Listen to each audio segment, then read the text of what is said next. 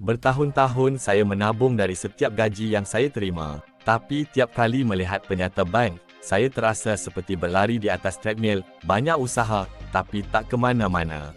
Inflasi melampau, tapi pulangan simpanan saya hampir-hampir tak bergerak. Saya yakin anda merasai perkara yang sama. Dan mungkin anda tertanya, di mana nak letak duit kita supaya ia bekerja untuk kita? Nak harapkan pelaburan tradisional sahaja, rasanya tak cukup. Anda pernah rasa macam ini juga? Kebanyakan jenis investment tradisional tidak memberi pulangan yang cukup. Investment seperti ASP dan KWSP lebih sesuai untuk jadi simpanan sebagai tabung persaraan. Terutamanya sebab pulangan hanya sebanyak 5% setahun. Dan dia akan mengambil masa yang lama untuk gandakan duit anda. Kalau anda nak invest dalam sesuatu yang memberi pulangan yang lebih tinggi, anda mesti diversifi portfolio anda dengan pelbagai jenis pelaburan. Setiap pelabur memimpikan pelaburan dengan pulangan tinggi. Namun, pelaburan macam mana yang boleh memberi hasil seperti itu di Malaysia? Mari kita tengok beberapa contoh.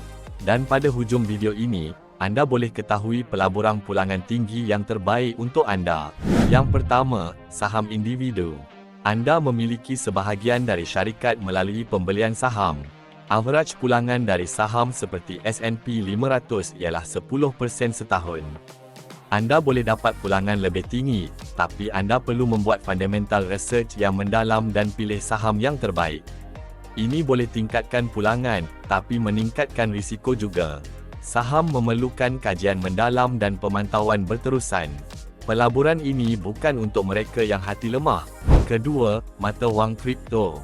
Kripto ialah mata wang digital yang dikategorikan sebagai penyimpan nilai atau aset.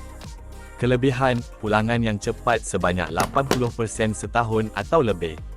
Tahun ini sahaja Bitcoin sudah memberi pulangan 73%.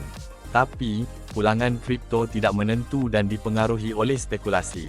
Pendapat saya, walaupun menjanjikan, pastikan anda bersedia untuk risiko yang tinggi.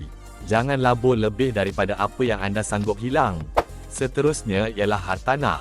Anda memiliki dan melabur dalam harta seperti rumah atau bangunan komersil. Hartanah ialah pelaburan yang stabil dan selalu memberi pulangan jangka panjang. But on the other hand, memerlukan modal awal yang besar dan jangan harap anda akan dapat pulangan dalam jangka masa pendek. Hartanah ialah pelaburan long term.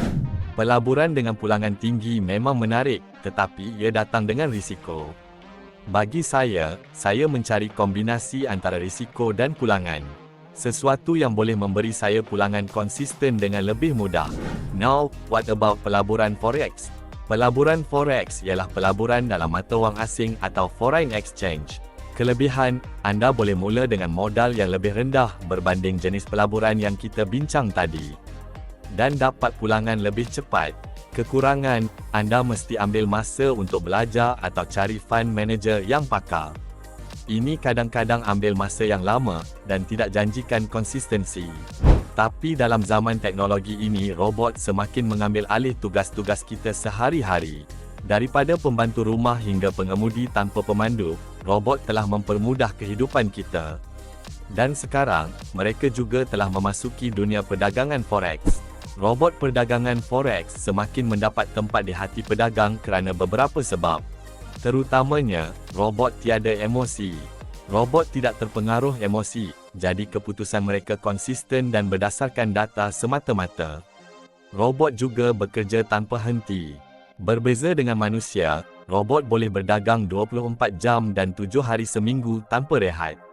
Dan, robot forex mudah untuk setup. Forex robot sangat mudah untuk mula. Anda hanya perlu tekan sebutang sahaja. Tengok contoh Billion Bot. Anda hanya perlu tekan butang Start dan Billion Bot akan mula auto trade untuk anda. Yang paling best, anda masih ada kawalan dan boleh hentikan bila-bila masa. Kalau anda berminat untuk tahu lebih detail tentang robot forex auto trading, klik link di bawah. Ada banyak jenis pelaburan yang anda boleh tambahkan ke portfolio anda untuk mendapat pulangan lebih tinggi. Tapi anda mesti pilih yang paling sesuai dengan investment style anda, modal anda, dan risk tolerance anda.